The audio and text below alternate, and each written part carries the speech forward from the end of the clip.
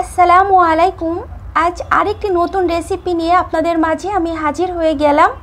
আজ তৈরি করে দেখাবো ফ্রুটি জেলো কেক রেসিপি। আর এই ফ্রুটি জেলো কেক ছোট থেকে বড় সবাই কিন্তু খুব পছন্দ করবে। আর এই জেলো কেক ঠান্ডা ঠান্ডা পরিবেশন করতে কিন্তু দারুণ লাগে।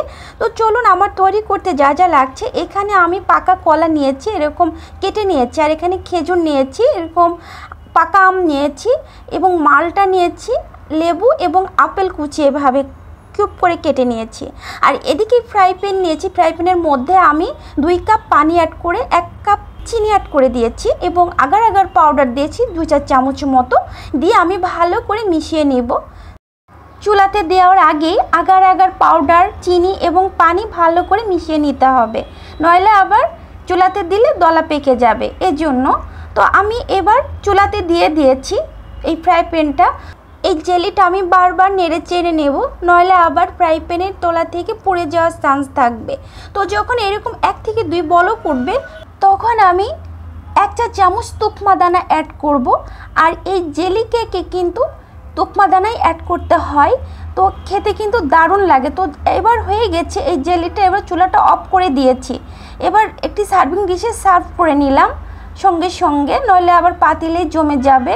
আর এইখানে আমি যে ফ্রুটগুলা রেখেছিলাম, সেই ফ্রুটসগুলা দিয়ে আমি ডেকোরেশন করে নিচ্ছি ভালোভাবে। এইভাবে ডেকোরেশন করে নিচ্ছি। একটু ভেসে ভেসে আছে, যেহেতু এই জেলিটা একটু এখনও লিকুইড আছে, যার কারণে এরকম ভেসে ভেসে বেড়াচ্ছে, এতে কোনো সমস্যা নাই।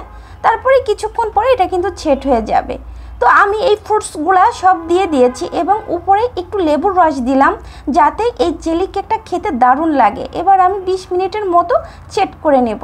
তারপরে 20 মিনিট পর ফিরে এসে আমি দেখাচ্ছি, দেখেন কত সুন্দরভাবে আমার এই জেলি কেকটা সেট হয়েছে। এবার আমি 4-5 খুলে নিচ্ছি একটি ছুরির সাহায্যে এবং আমি মোল্ড আউট করে নিচ্ছি। আর এই জেলি কেক খেতে কিন্তু দারুণ লাগে। ঠান্ডা ঠান্ডা আপনারা একবার হলো বাসায় ট্রাই করবেন যে এই জেলি কেকটা খেতে কি মজা।